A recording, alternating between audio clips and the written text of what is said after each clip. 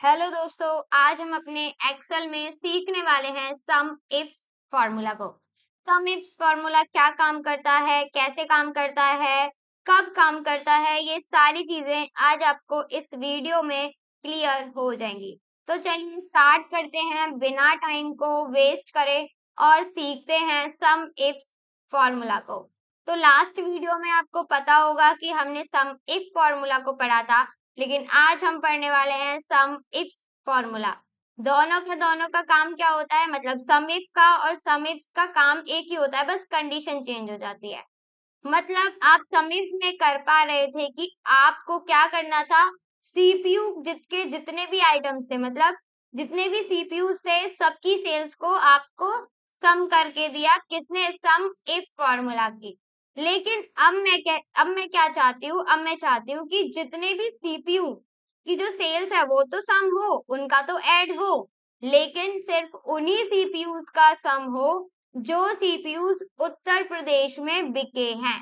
तो यहाँ पे मैंने क्या कर दी, एक और कंडीशन यहाँ पर मैंने बढ़ा दी। तो हम इसके लिए किस फॉर्मूले का यूज करते हैं, सम इफ फॉर्मूला का यूज करते हैं। तो चलिए देखते हैं किस तरीके से अप्लाई इसे हम करेंगे।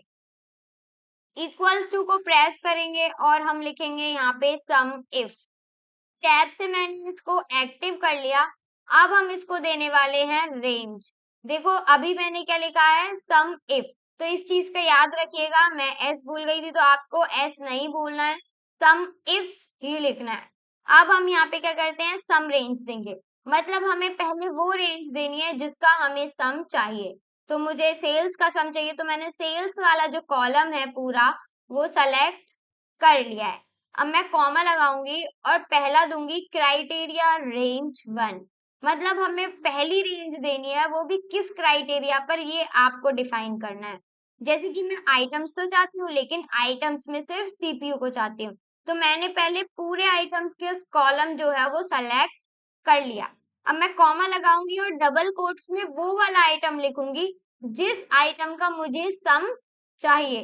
तो मुझे सीपीयू का चाहिए, तो मैं यहाँ पे क्या लिखूंगी, सीपीयू। बस आपको इतना ध्यान रखना है कि सीपीयू उसी तरीके से लिखा हुआ होना चाहिए जिस तरीके से आपने अपने डाटा में लिखा हुआ है। कॉमा लगा देंगे। अब हमें देना है क्राइटेरिया रेंज 2। इसका मतलब हो गया कि आप दूसरी ऐसी कौन सी कंडीशन है जिसके बेसिस पर आप सम इफ फॉर्मूला को यूज करने वाले हो। तो हम चाहते हैं कि जो हमारी सीपीयू तो सम हो, लेकिन वही सीपीयू सम हो जो उत्तर प्रदेश में, बिहार में या फिर पंजाब में ही क्या हो रहे हैं, सेल हो रहे हैं।